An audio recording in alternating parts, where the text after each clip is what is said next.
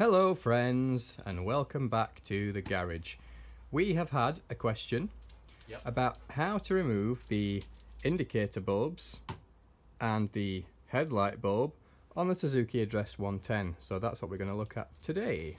The first step then is to remove the screw that Kieran's removing there. Options of using that one first. The one on the right there. So those are the two screws that we are removing first. Step number 2 then is to remove this front panel, and Kieran does not know how to do that because I've not told him how to do that. Scooters are just something else. Is it a firm tug up top, John? It's a firm tug up top, sir. There it goes. Nailed it. The next step in removing the indicator bulbs then is to remove the bulb holder. And you can see on this side it is this little grey circular looking thing just here.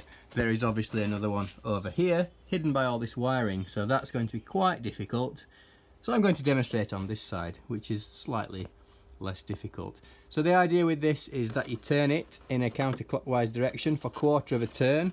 I'm not really showing this very well. Sort of like that. And then when you've turned it 1/4 turn, you have to wheedle it out, pull it this way towards you. Let's see if Kieran can get his hands in there. Okay, task for the little hands. A bit of a wiggle out. Tight spaces. It's true, as you say, trying to get an angle on there to get some imagery for it. Yeah, there's not a lot of room in there. And once you remove that bulb holder, a twist with a little press in as you twist.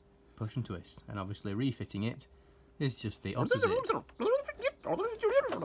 There you go. So it's a case of pushing all that back in there and then a 1/4 turn to the right, and that's the indicator bulb changed. Now we're going to change the headlight bulb, and the first step in this job is removing the wing mirrors. Let's do that now. Okay, here we are then. I've just removed this cover here, and we're going on to these nuts here. It's a 14mm spanner, and we loosen it in this way. So you loosen that off, and then you can turn the mirror in a clockwise direction to remove that. Whoa, dizzy. Ta-da! Look at yourself. On the right hand mirror, you will also need the 14mm spanner. There you go, Kieran. The lock nut is slackened off in a clockwise direction, thusly. And then the mirror is spun off, also in a clockwise direction. The next step is to remove 4 screws. So Kieran is removing one here, there's another one here, there's one underneath it down there, and one underneath that one down there. So that's what we're doing right now. I think Delta's bored already. Or dead. Let's hope for bored. Now that we've removed the 4 screws from the back of the clocks, there's another screw just here. It's the big one. There's a bolt headed thing just there, which is for adjusting the direction of your headlight. That tilts the headlight backwards and forwards. So leave that one for now. It's this one here.